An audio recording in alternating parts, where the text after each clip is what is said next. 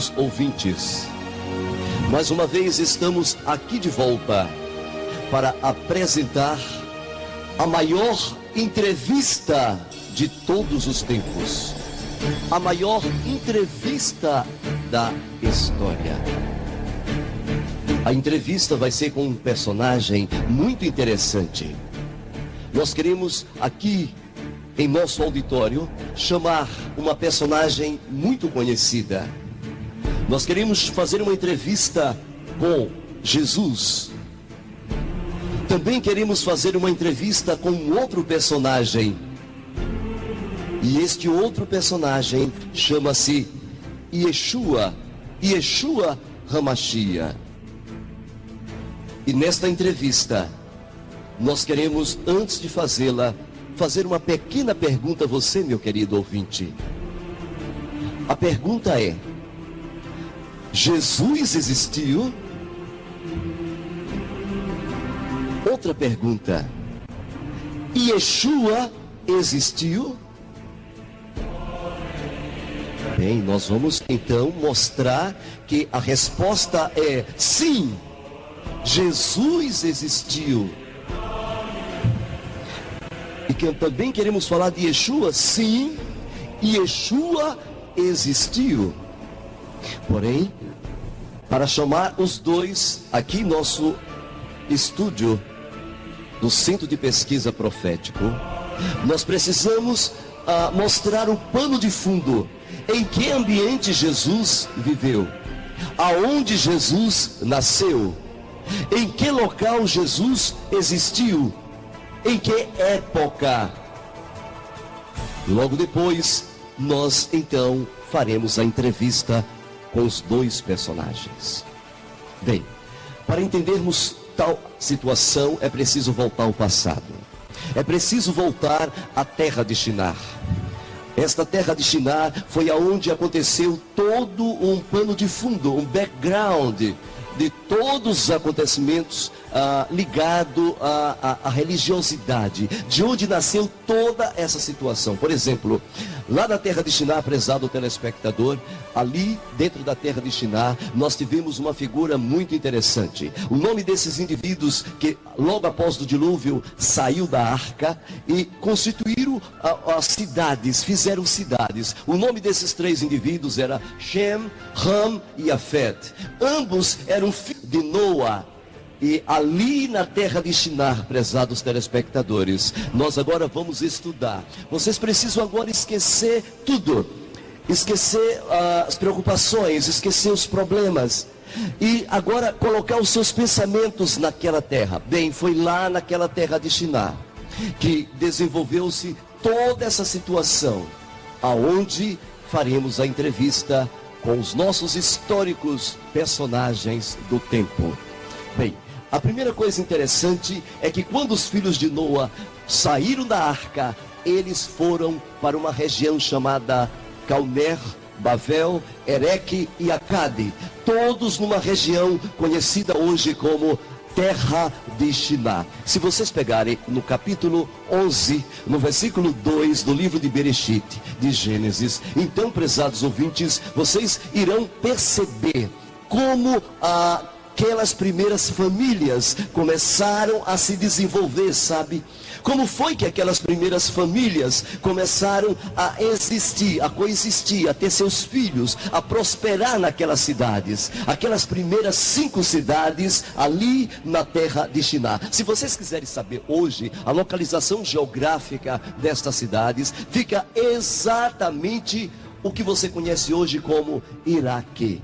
Lá é a Mesopotâmia, a expressão grega entre Potâmia, rios, ou seja, ali naquela região se localizava entre o Tigre e o Eufrates. Exatamente naquela região, prezados ouvintes, ali as famílias começaram a constituir outras famílias e nasceram estas cidades.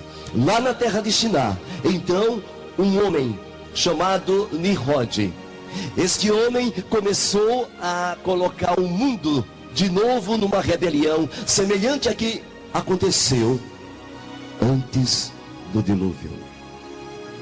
Uma rebelião tão terrível contra o Eterno, contra o Elohim Todo-Poderoso, contra o Hashem, o grande Yehie, Axé Yehie. Uma rebelião tão terrível que o seu tio-avô, ainda vivo na época, chamado Shem, exatamente foi contra ele e o matou. O problema é que Shem, exatamente, era um homem ainda que vivia uma vida pura, uma vida íntima com o Eterno. Mas ele não suportou a rebelião de Nimrod. Nimrod, por exemplo, era filho de Ram. No capítulo 10 de Bereshit, de Gênesis, vocês poderão ler que Cush era seu avô.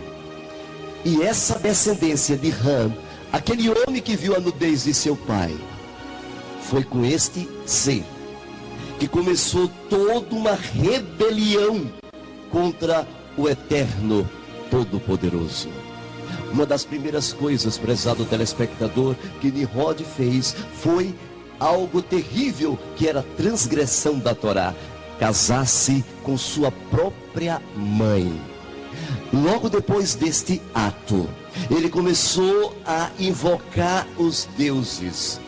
Começou a invocar então a idolatria. Ele começou a impor um sistema de adoração separado do Eterno Todo-Poderoso, e a transgressão começou a surgir, a aumentar, a sufocar a humanidade na época.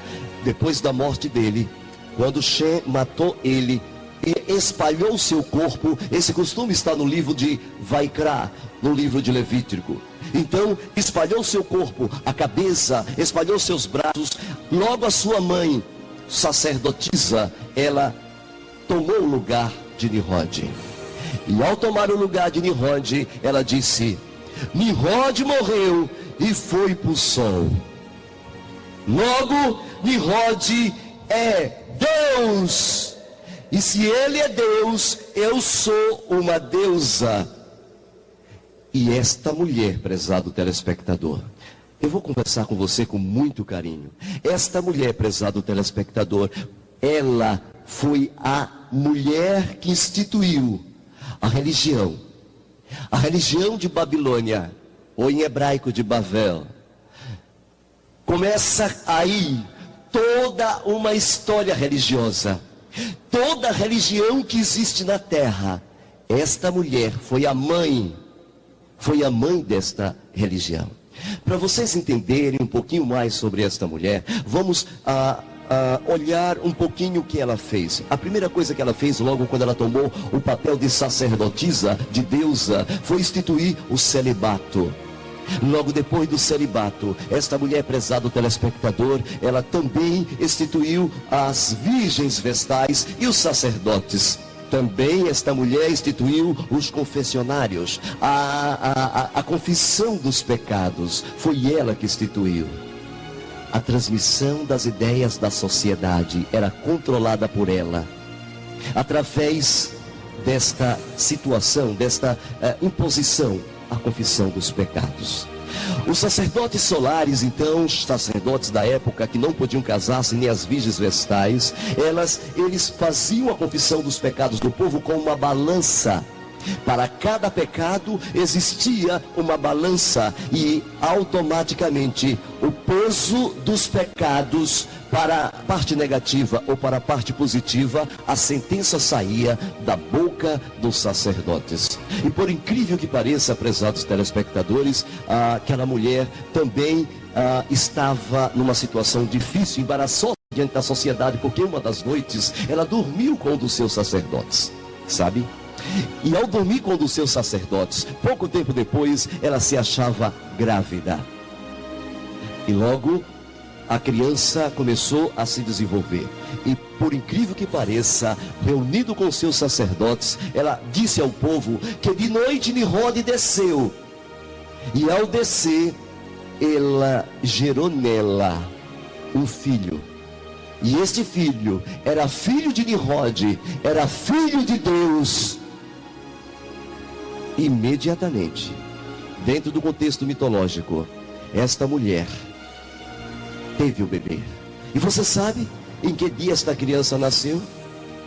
Isto, parabéns, 25 de dezembro, você lembrou bem. Exatamente no dia 25 de dezembro, esta criança solar, ela nasce, filho de Nimrod. Samirimas então pegou um símbolo, e que este símbolo está até hoje espalhado pelos 4 cantos da terra. É o símbolo da árvore, o símbolo da árvore de pinheiro. Exatamente porque nas noites do dia 25 de dezembro, quando o solstício de inverno está mais distante do seu ponto, o sol morre no dia 21 e no dia 25 o sol nasce. This is the sun, with carvings and writings reflecting people's respect and adoration for this object. And it is simple to understand why, as every morning the sun would rise, bringing vision, warmth, and security, saving man from the cold, blind, predator-filled darkness of night. Without it, the cultures understood the crops would not grow and life on the planet would not survive. These realities made the sun the most adorned object of all time.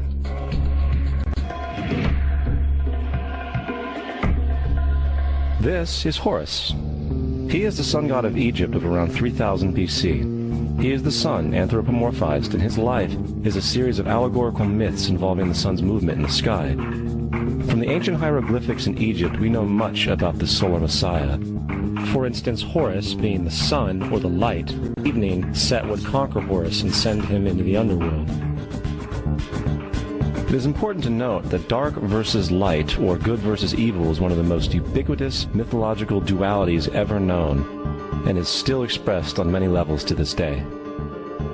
Broadly speaking, the story of Horus is as follows.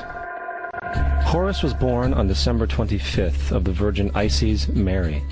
His birth was accompanied by a star in the east, which, in turn, 3 kings followed to locate and adorn the newborn Savior. At the age of 12, he was a prodigal child teacher, and at the age of 30, he was baptized by a figure known as Anup, and thus began his ministry. Horus had 12 disciples he traveled about with, performing miracles such as healing the sick and walking on water. Então, eles pegaram essa situação como símbolo do nascimento da deidade solar, do símbolo do nascimento desta criança. E este nome, esta criança tinha um nome. E o nome desta criança em hebraico, prezados telespectadores, chamava-se exatamente Tammuz. Isso, exatamente Tammuz. Logo então, após a sua morte, as árvores de pinheiros eram enfeitadas nas noites de Natal com as cabeças dos recém-nascidos em vilas, em cidades, em vilarejos, em grandes comunidades. As árvores de pinheiros eram enfeitadas com ouro. Em Emiarro 10, versículo 3 e 10, versículo 4, exatamente em Jeremias 10, 3 e 4, mostra esta atitude, mostra este comportamento das cidades que enfeitava suas árvores de pinheiro com prata, com ouro e colocava as cabeças dos recém-nascidos. Bem, mas vamos correr adiante. Para poder entender a situação toda, esta mulher, ela colocou esta religião, ela começou a criar uma religião. A religião onde ela colocou as bases, no qual o mundo inteiro iria absorver a religião de Babel. Em Gileana, Apocalipse 17, a Bíblia fala-nos desta mulher. No versículo 1, exatamente no versículo 1, Yohanan, na ilha de Patmos, nos diz que uma mulher montada numa besta que tinha 7 cabeças e 10 chifres, e a mulher estava embriagada com o sangue dos santos, e deu a beber a todas as nações do vinho de sua prostituição. Exatamente, prezados telespectadores, esta mulher, ela foi responsável de transmitir esta cultura, a economia, a religião, a matemática, a astrologia, a confissão dos pecados.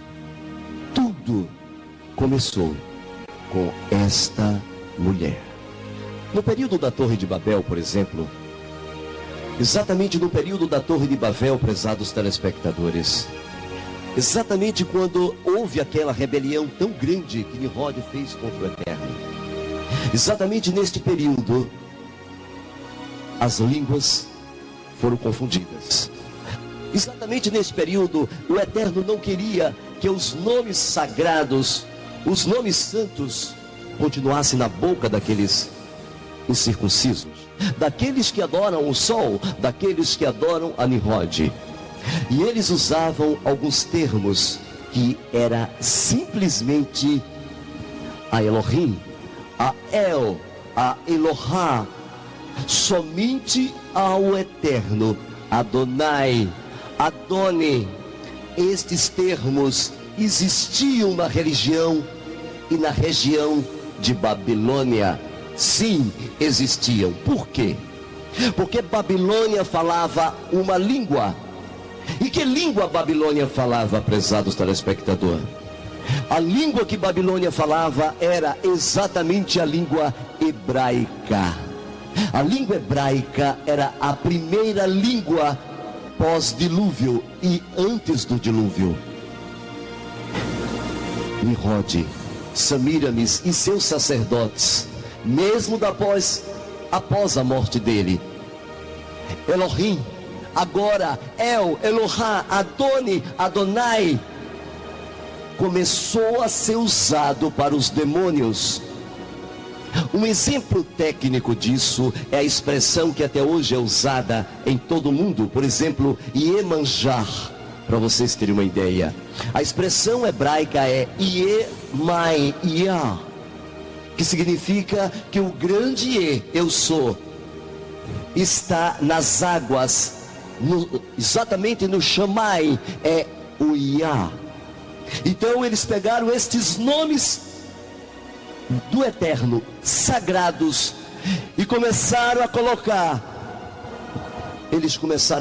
prezados ouvintes, nos nomes dos demônios. Começou a pegar os nomes santos, por exemplo, Adonai, nunca foi um nome pagão. Se você disser que é o nome de Babilônia, sim, é, porque Babilônia falava o hebraico, mas nunca estes nomes foram criados para se constituir como parte dos nomes de Hassatã, de Samuel. Jamais, prezado telespectador. Porém, o Eterno providencialmente fez a confusão nas línguas, para que os nomes sagrados não fossem atribuídos aos demônios, para que os demônios, prezados telespectadores, não continuassem a herdar o nome El. Nós, em pesquisas arqueológicas recentemente, nós achamos algumas situações em que o nome El, em Canaã, Elohim, Adonai, Hashem, era também usado para os demônios. Sim, nós achamos essa situação em sítios arqueológicos, mas isto porque eles pegaram os nomes hebraicos e usaram para o paganismo, mas nunca o nome do Eterno, El, significa Elohim Todo-Poderoso, em sua ação em salvar o homem, em resgatar o homem. Bem, logo depois que eles se espalharam, que as famílias se espalharam sobre a superfície da terra, prezado telespectador, logo após em que as famílias começaram a se dividir pela superfície da terra, eles falavam, cada família falava uma língua, cada família falava um idioma diferente. Uns falavam latim, outros falavam grego, outros falavam celta, outros falavam romano, outros falavam hebraico. Exatamente, eles se dividiram e cada um falava uma língua conforme a confusão permitida pelo Eterno Todo-Poderoso. É a partir daí, prezado ouvinte, é que você entende como toda essa conspiração desta mulher, deste casal, que constitui a trindade pagã, que era exatamente Nimrod, Samíramis e Tammuz. A partir daí, prezado telespectador, quando eles se espalharam sobre a superfície da terra, preste bem atenção, quando eles se espalharam sobre a superfície da terra, quando eles foram para as diversas regiões e se espalharam no mundo, contrariando aí a questão do objetivo de se fazer ali em Babel, aquela torre aonde Nimrod com Semíramis queria estabelecer uma nova ordem mundial, uma nação global, uma aldeia global. A primeira nova ordem mundial estabelecida por ele foi precipitadamente anulada pelo Eterno Todo-Poderoso, e eles se espalharam sobre a superfície da terra. Imediatamente nesta época, prezados ouvintes, eles levaram o nome desta tríade pagã para dentro de suas clãs, para dentro das aldeias, dentro de suas famílias, que depois se formaram as nações. E aqueles três mitos em hebraico, Nimrod, Tammuz e Semíramis, começaram a ter nomes diferentes de acordo com a língua que eles falaram. Porém, a mitologia começou a crescer em volta desses três seres. A partir daqui, eu gostaria que vocês entendessem como a personagem Semíramis começa a ser chamada. Ela começa a ser chamada em outras línguas, por exemplo, com o nome de Isis, lá no Egito. Madonna, Guadalupe, também começa a ser chamada lá na China, por exemplo, Xingmun. Vários nomes começam a ser tomada para esta mulher, mas era a mesma pessoa. Assim também o seu filho, o filho dela, Tammuz, começa a ser conhecido com diversos nomes, prezados telespectadores, nomes diferentes. O seu filho começa a ser conhecido. Por exemplo, nós temos aqui alguns aspectos interessantes de como o seu filho começa a ser chamado. Por exemplo, prezado telespectador, nós temos aqui os nomes destas famílias, quando tomaram outras línguas. Entre os eslavos, para vocês terem uma ideia, o nome da mulher de Semíramis se chamava Dar-Zamar. E o nome de Nimrod chamava-se Deiva. E o nome de Tammuz chamava-se Domovir. É impressionante, prezados telespectadores. Veja agora como estes nomes começaram a mudar de acordo com cada família. Por exemplo, nós temos aqui entre os germanos, os alemães. Os alemães, nós temos três situações, três pessoas. Era Aski, Cerveja e Roeni. Aski era exatamente na Alemanha, era conhecido como Nimrod. Cerveja era o nome de Tammuz. E Roeni era o nome de Semíramis. Que coisa impressionante! Na China, o nome dela chamava-se Xingmun. Exatamente Xingmun. E o nome de Nimrod chamava-se Arahat, na língua chinesa. E o nome de Tammuz, lá na China, chamava-se Xangô. Interessante que no Japão é diferente. Lá no Japão, o nome do pai chamava de Binzuru, na língua japonesa. E o nome da mãe chamava-se Aizen. E o nome do filho chamava-se exatamente Buda. Por incrível que pareça, as mesmas figuras nasceram no dia 25 de dezembro. Na Índia, por exemplo, prezado telespectador, era diferente. Lá na Índia, Vishnu era o nome de Nimrod. Indra era o nome de Semíramis. E Vairohama era o nome de Tammuz. É impressionante. Entre os persas também nós temos, eles herdaram a língua de Babel. Quando mudou, eles falavam uma outra língua, mas os três, a tríade, era falado Mitra, Esdorra e Hashem. Exatamente, Mitra era Tammuz, Esdorra, Semíramis, e Hashem, exatamente Nimrod. No Egito, nós já sabemos, temos uma figura de Ísis, Osíris e Sebe. Por exemplo, Osíris era Nimrod. Tammuz, o nome dele era exatamente Sebe. E Ísis era a deusa mãe que carregava no colo a criança solar, prezado telespectador. E agora, entre os celtas nós temos três figuras. Era Teutates, Taranes e Isus. Exatamente este nome evoluiu. Teutates mais tarde passou a ser chamado de Belenos.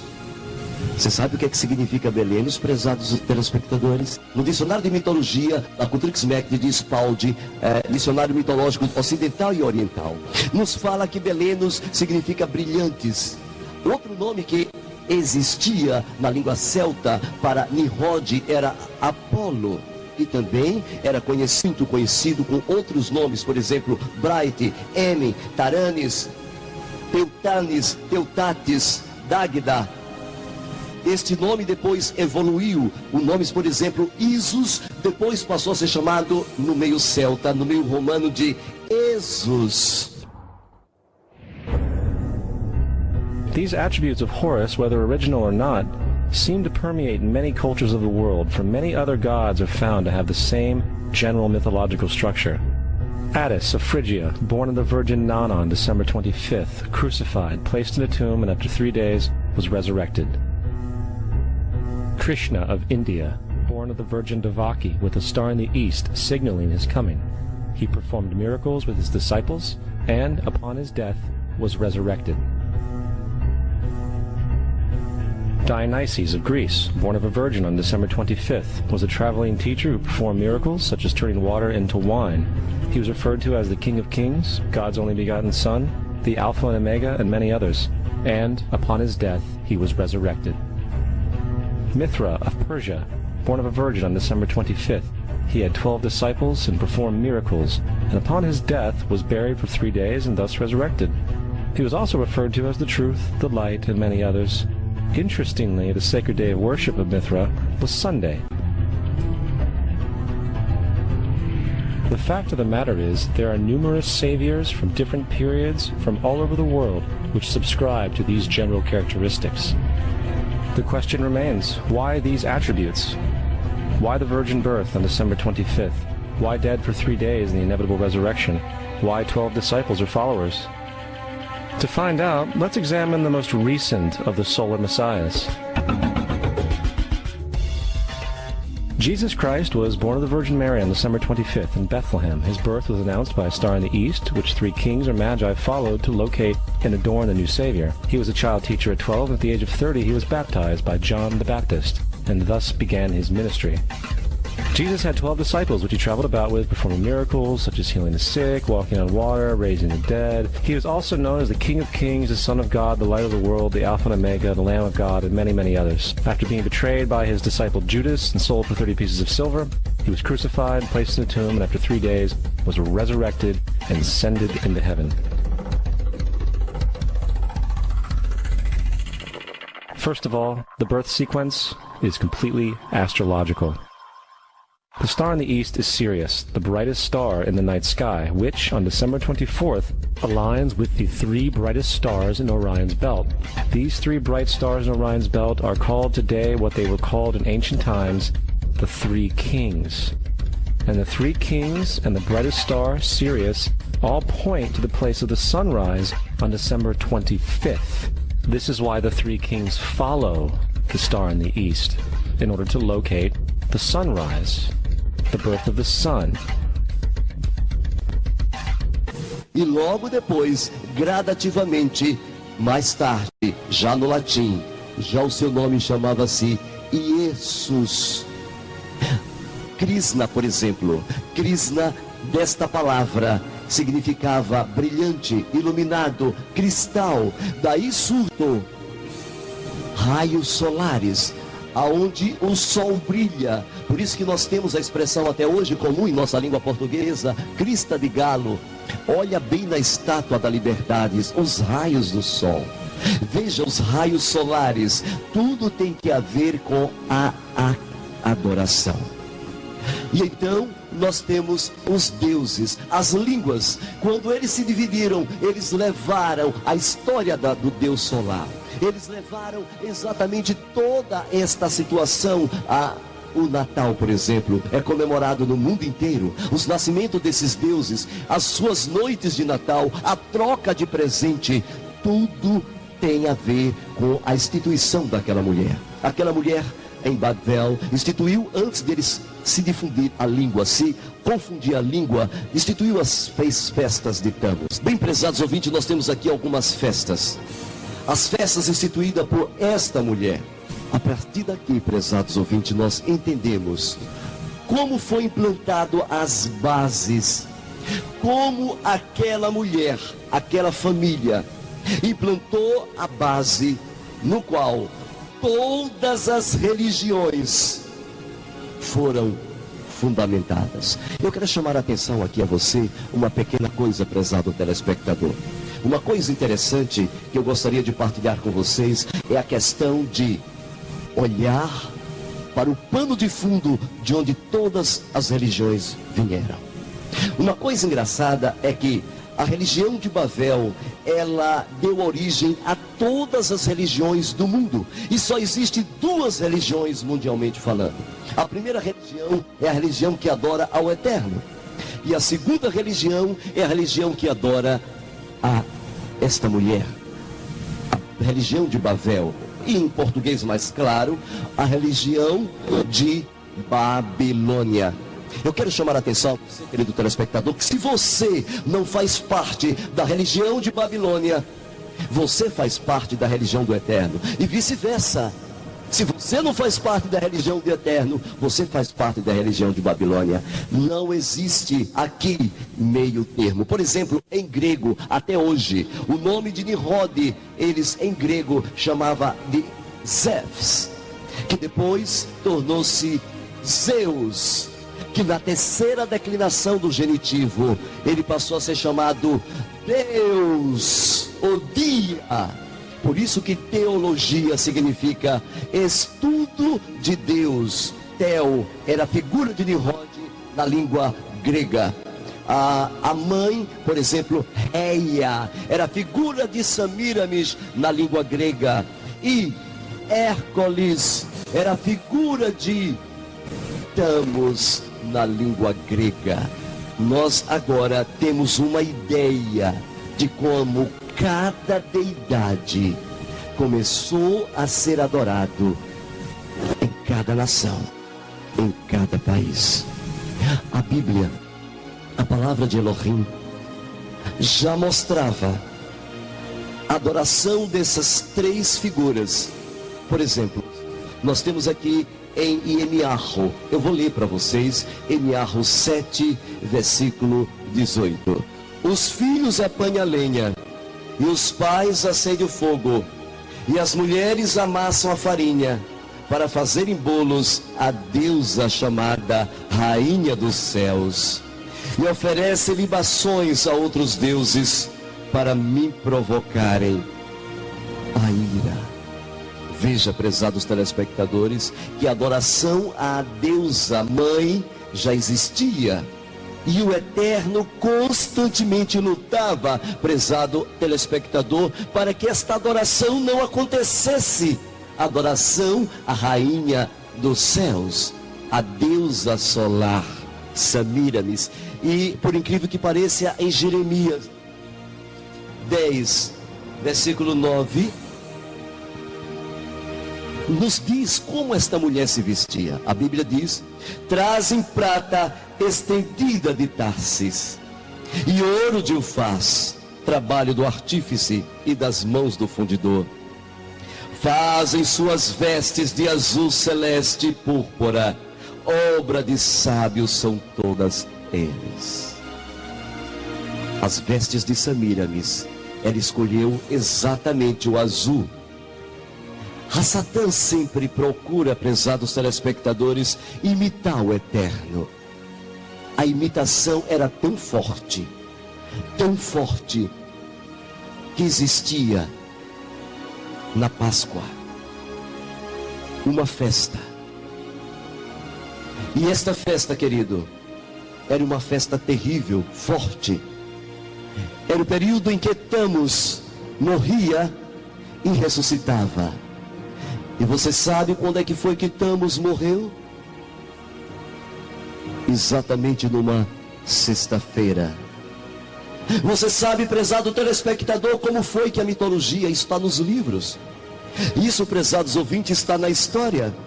Você sabe como foi que Thamus morreu? Ele morreu crucificado numa cruz. E você sabe que dia Thamus ressuscitou? Thamus ressuscitou em um domingo. Thamus ressuscita então no domingo, conhecido como o Domingo de Ramos. Neste período, então, acontece a procissão, onde a mãe se encontra naquele dia com o filho.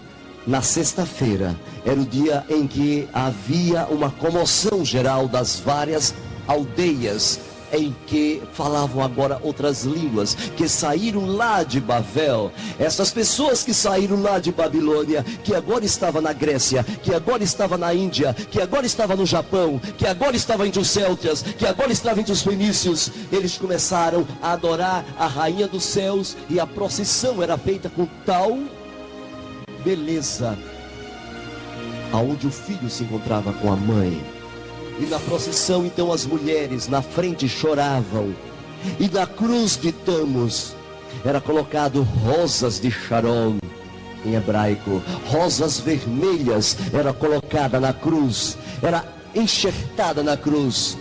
Era tão bonito esta adoração, esta festa de Páscoa. Era tão belo, atraía tanta gente entre as deidades várias que faziam, entre as várias aldeias que faziam essa festa. Depois, muito antes do Messias vir ao mundo, que o Eterno, indignado com essa adoração ao sol, chamou a atenção de um profeta chamado de Ezequiel, e disse: filho do homem, tu não vês o que meu povo está fazendo?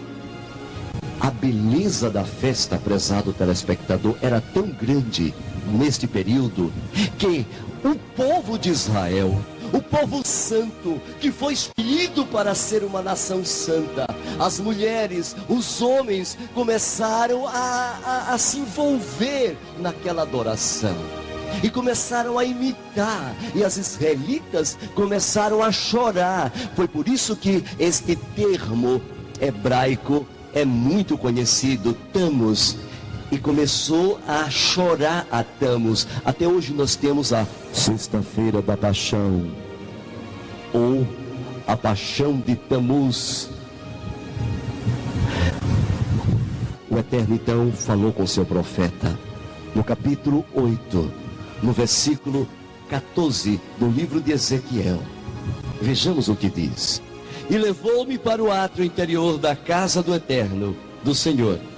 E eis que estava à entrada do templo do Senhor, entre o pórtico e o altar, cerca de 25 homens de costas para o templo do Senhor, da Beit Hamikdash. É incrível. E eles adoravam o quê? O que está escrito aí na tua Bíblia? Eles adoravam o sol, prezados ouvintes, virados para o Oriente. Até os anciãos de Israel estavam imitando as nações pagãs. A adoração ao sol era forte, era terrível. A adoração ao sol era muito forte. Mas no versículo 14, a Bíblia nos diz: e levou-me à entrada da porta da casa do Senhor, que está da banda do norte, e eis que estavam ali mulheres assentadas, chorando por quem, prezado telespectador? Chorando por Thamus. Este Thamus, ele era adorado. Um dos nomes que Baal-Zebul se apresenta diante da Bíblia é a primeira vez que nós conhecemos quem é Baal. A expressão Baal, prezado telespectador, não significa o nome de nenhum deus. A palavra Baal em hebraico significa marido, dono da casa. Você pode chamar Baal tanto o eterno, quanto tanto qualquer pessoa, ou quanto tanto o próprio Hassatã. Por exemplo, ele se apresenta com o nome de Baal-Zebul, exatamente o deus das moscas, que ele também é apresentado como boi, como Apis. Ali no deserto, quando o povo de Israel se apostataram, nós temos a figura de Tamus, mas também temos a figura de Nimrod, que era chamado de Baal-Zebul, o deus das moscas. A figura então no Egito do boi, a figura de Apis, era uma figura muito adorada ali no Egito. E foi ali no Egito que pela primeira vez a palavra Deus, se você por acaso fizer uma busca arqueológica, histórica do termo Deus, ele nasceu, você vai ver a palavra Deus pela primeira vez, exatamente os termos como D-E-U-S. A etimologia de onde ele veio, você vai ver dentro do Egito.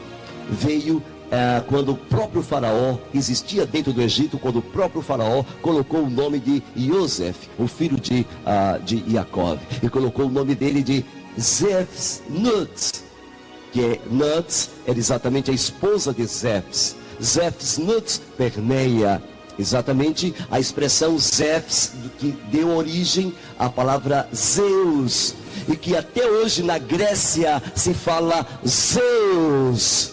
Depois passou para as declinações, no nome nativo, no dativo, no acusativo. Por exemplo, no genitivo, a expressão Zeus passa a ser, na terceira declinação, de dia. Por isso que nós temos o termo português dia, luz do sol. Daí veio a palavra Deus. Porque no primeiro século da era judaica, messiânica, prezados telespectadores, não havia cristianismo. O cristianismo só veio existir, prezados ouvintes, somente no Concílio de Niceia, quando Constantino passou a existir no ano 312 e foi oficializado no ano do Concílio de Niceia, no ano 325. Lá em Atos 11, 26, quando os primeiros discípulos foram chamados de cristãos. É mentira! Não existia cristianismo nesta época. Estão mentindo para vocês. O cristianismo só existiu a partir do ano 325. A partir do ano 312 ele começou a nascer. Em 325 ele se oficializou-se no Concílio de Niceia. Mas ali, na cidade de Iávine, as aldeias, os galileus, exatamente os nomes deles eram Yehudim, Natsiri. E naquele período, prezados telespectadores, exatamente o que aconteceu foi: eles organizaram uma yeshiva. Para quem não sabe quem é yeshiva, yeshiva significa uma escola dos profetas. E reuniram papéis semi-destruídos da yeshiva.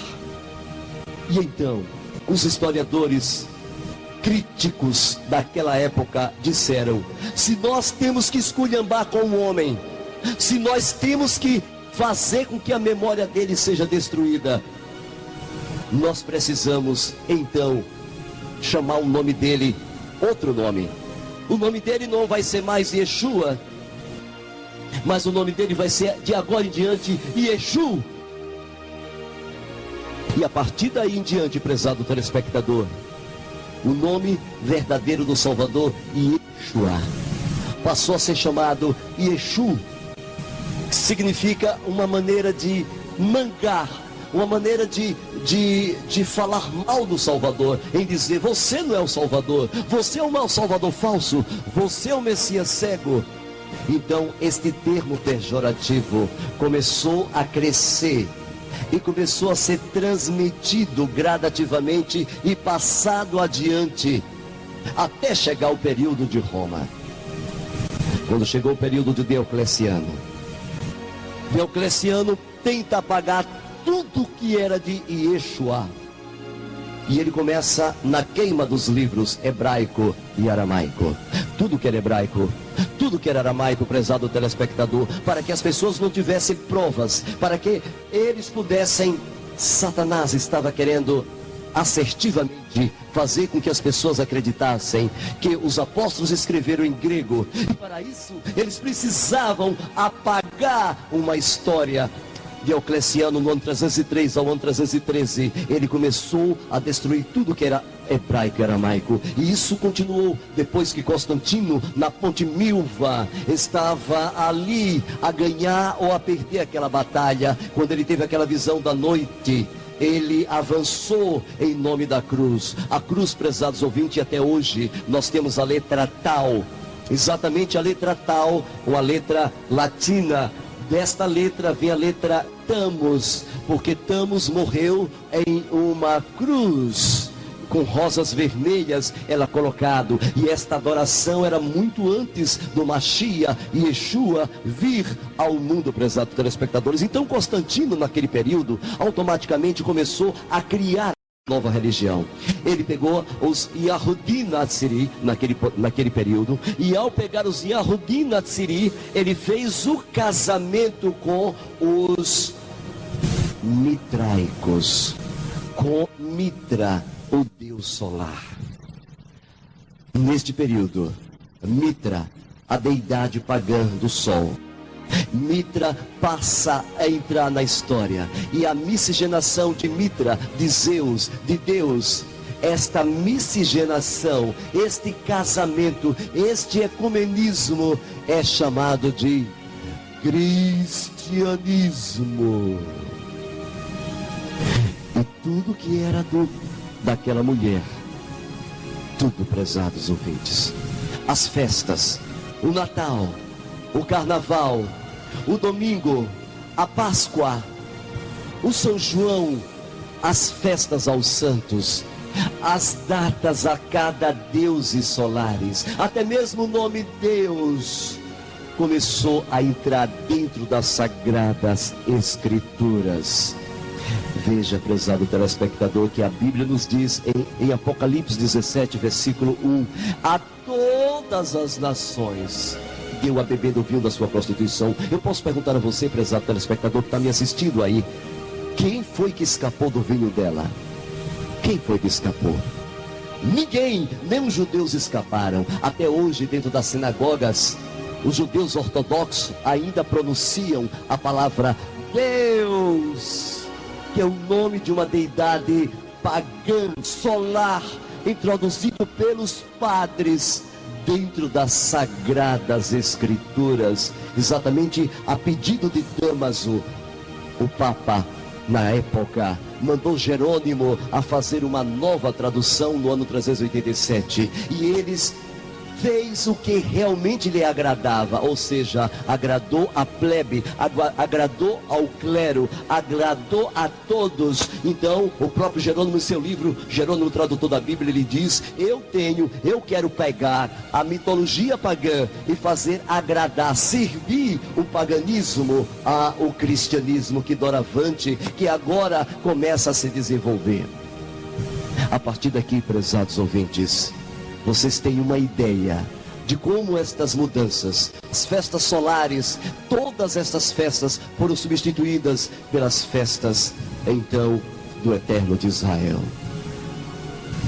O paganismo estava crescendo e agora estava completo. Tudo estava pronto, prezados ouvintes. E dentro deste cenário é que agora nós queremos chamar duas personagens aqui, que está aqui diante de nós. Nós queremos fazer uma entrevista aqui com Jesus, e queremos fazer aqui uma entrevista com Yeshua. Nós queremos então chamar a Jesus aqui em nosso auditório. Também, prezados telespectadores, nós queremos chamar uma outra pessoa, uma outra figura. Nós queremos chamar Yeshua, e nós queremos apresentar a vocês uma figura também milenar. Yeshua de um lado, e nós também queremos apresentar a Jesus. Nós queremos então apresentar Yeshua e dizer para ele que obrigado, Yeshua, por me fazer vestir este talite. Obrigado, Yeshua, por me fazer vestir esta roupa, que significa os teus mandamentos, os teus estatutos e os teus juízos.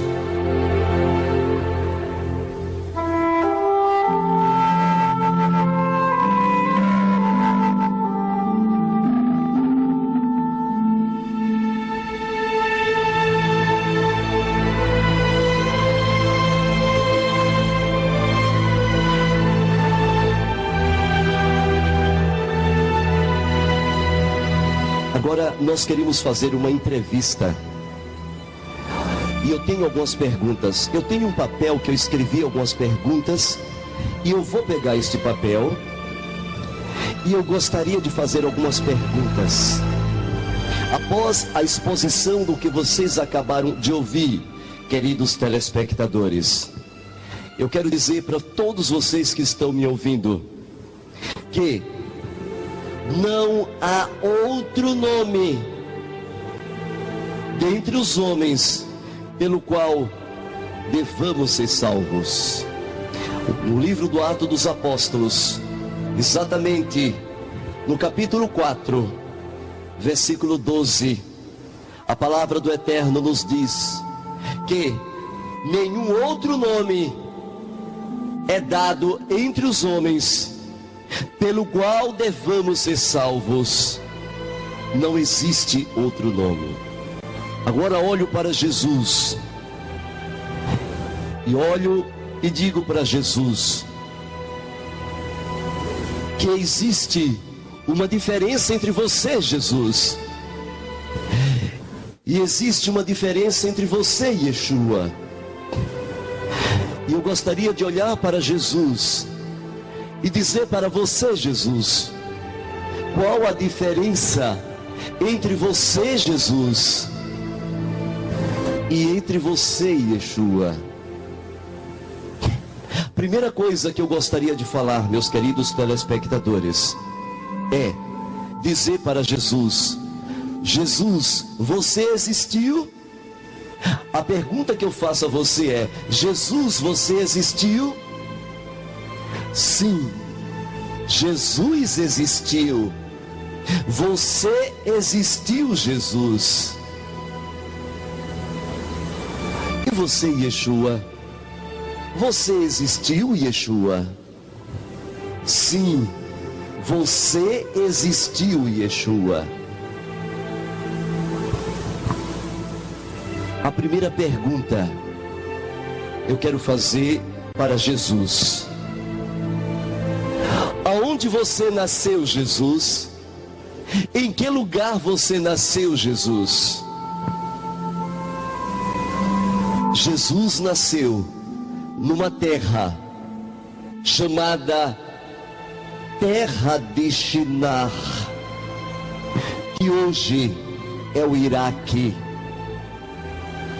Aquela região foi onde desenvolveu, prezados telespectadores, toda a vida daquela criança chamada Jesus. Ali com seus pais, Nimrod, Tamus e Samiramis, você, Jesus, cresceu naquela aldeia, na terra de Babel. Os seus tios, como Shem, Ram, Yafet e outros, exatamente o teu pai Nimrod, os sacerdotes, todos foram contemporâneos daquela época da sua infância, que percebeu o seu desenvolvimento, a sua adolescência, até se tornar homem. Agora olho para Yeshua. Yeshua, aonde você nasceu? Yeshua, você nasceu em Bethlehem, que significa Beit, casa, Lehem, pão, em casa do pão. Você não nasceu em Belém, Yeshua. Você nasceu em Beit-Lehem, bem próximo a Jerusalém. Você então cresceu entre seus pais, Yosef, Miriam, e cresceu naquela região próximo a Galileia, a Yehudá, e também em toda a região de Israel. Jesus, a região que você nasceu hoje se chama Iraque. Yeshua, a região que você nasceu hoje se chama Yeshua, Israel. Esta é a região onde você viveu. E eu quero dizer para você, Yeshua, que a sua região voltou a florescer de novo. A segunda pergunta que eu quero fazer para Jesus e para Yeshua. Jesus, quando você nasceu numa manjedoura. Exatamente quando você nasceu, Jesus, você nasceu numa manjedoura em um dia. O dia que você nasceu, Jesus, então ali não tinha lugar na estalagem para você. E quando você nasceu, ali estavam os animais e muitas outras figuras interessantes da mitologia pagã. É impressionante. Um dos animais que estava presente era o boi, que era o símbolo de Apis, que significa também a palavra Zeus. É impressionante. Lá na manjedoura veio uma criança, a criança solar, a criança do sol, a criança cujo nascimento iria iluminar todo o mundo romano, celta, pagão, gregos, troianos, fenícios. Toda a região do planeta Terra seria iluminado com a tua luz, seria iluminado com a tua estrela, pois o teu nascimento, Jesus, numa manjedoura, trouxe esta mensagem através de seus pais, Nimrod e Samiramis. Yeshua, você não nasceu numa manjedoura, Yeshua. Você não nasceu numa manjedoura, Yeshua. A palavra hebraica exatamente é a palavra sukkah. Pegaram esta palavra nas escrituras sagradas, Yeshua, e eles apagaram a palavra sukkah do termo hebraico e colocaram Yeshua manjedoura. Mas descobrimos, Yeshua, você não nasceu numa manjedoura, você nasceu numa sukkah, numa cabana. O período do seu nascimento, Yeshua, foi o período da festa das cabanas. Miriam e Yosef, eles fizeram uma cabana, e então era o período em que o povo de Israel habitava em cabanas por 7 dias. Era uma festa instituída pelo Eterno, era uma festa da alegria, era uma festa em que as pessoas se reuniam para significar a presença de Elohim conosco. E Yeshua, por isso que o teu nome também é chamado de Immanuel. A expressão Ima em hebraico significa mãe. Elohim é nossa mãe, é um símbolo, é um significado espiritual nos 4 níveis de Yeshua. O significado que traz este texto tem um significado no nível Peshá, simples, Remes, parábolas, Drash, pesquise, profecias, e Sod, o oculto. Exatamente, prezado Yeshua, querido Yeshua, o seu nascimento exatamente trazia esperança, alegria. E na hora que você nasceu, Yeshua, 3 reis sábios vieram a trazer presentes e passaram por Jerusalém, porque viu seu sinal.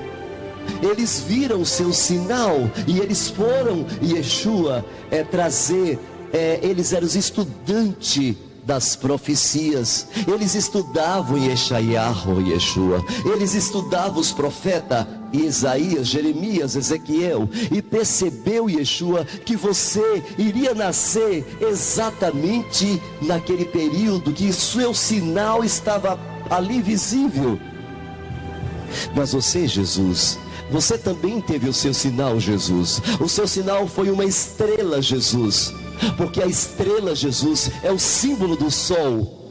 É o símbolo da adoração solar, Jesus. E quando você nasceu, Jesus, veio 3 reis magos, Jesus, trazer presentes também para você, Jesus. É impressionante como aqueles reis magos, Jesus, adoraram, presenciaram e reverenciaram o teu nascimento. E a tua mãe, Yeshua? A tua mãe se chamava Miriam. A tua mãe, Yeshua, era uma mulher que recebeu de um Melahim a visita. E ele já tinha premeditado o teu nome. O teu nome, Yeshua, ele não foi dado pelos homens, ele foi dado pelo Eterno. O Melahim então aproximou-se de Miriam e disse: e tu terás um filho, e chamarás o nome deste filho Yeshua, porque ele salvará o seu povo dos seus pecados. Jesus, a tua mãe chamava-se na língua celta, chamava-se Teutates. E numa língua maia e em outras línguas chamava-se Maiar. Na língua japonesa, a tua mãe chamava-se Maria Jesus.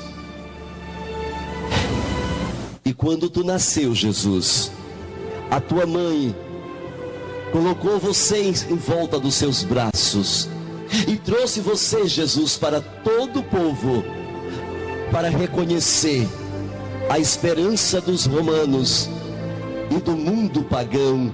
Seria o Salvador Jesus, que foi apresentado por Maria. Agora eu quero apresentar a quarta pergunta. Vamos fazer para Yeshua, a quarta e a quinta pergunta. Yeshua, você nasceu exatamente em outubro, Yeshua.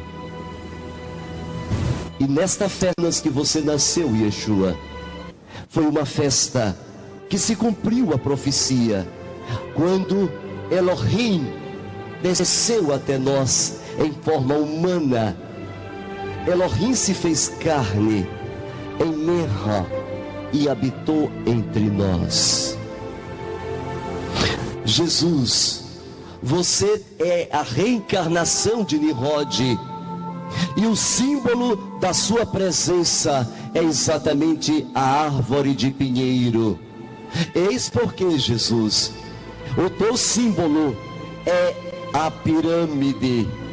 O teu símbolo significa adoração ao sol. É por isso, Jesus, que nas noites de dia 25 de dezembro, Jesus, quando tu nasceste, coloca-se uma estrela em cima.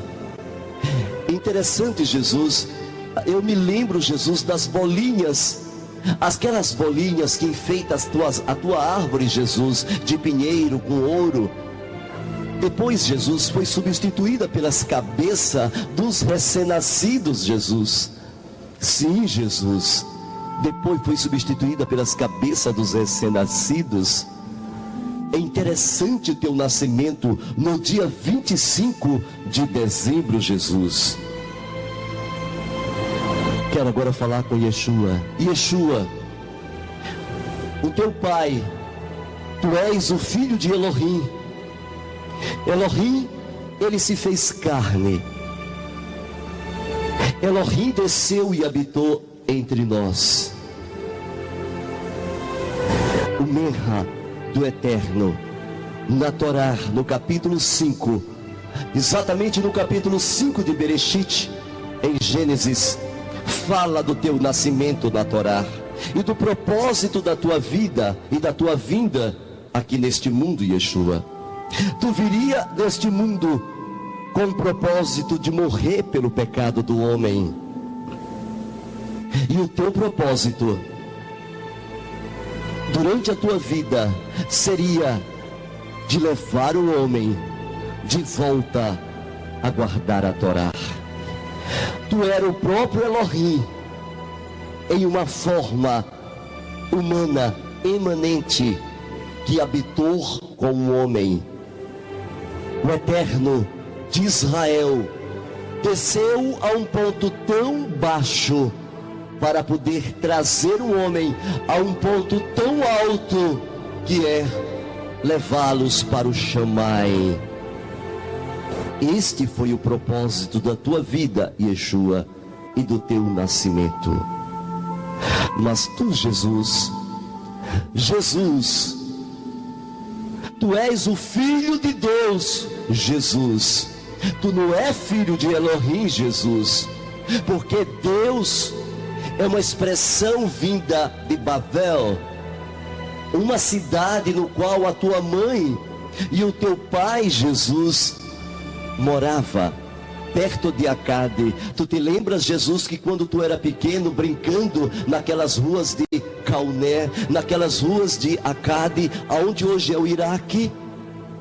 Jesus, Deus aparece na Bíblia, Jesus, quando Yosef é colocado pelo faraó, aquele nome Zefs Nuts.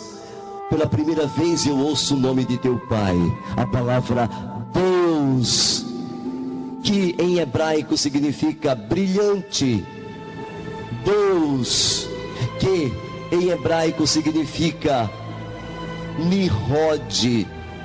Então, Jesus, tu és a reencarnação de Deus, de Nirod.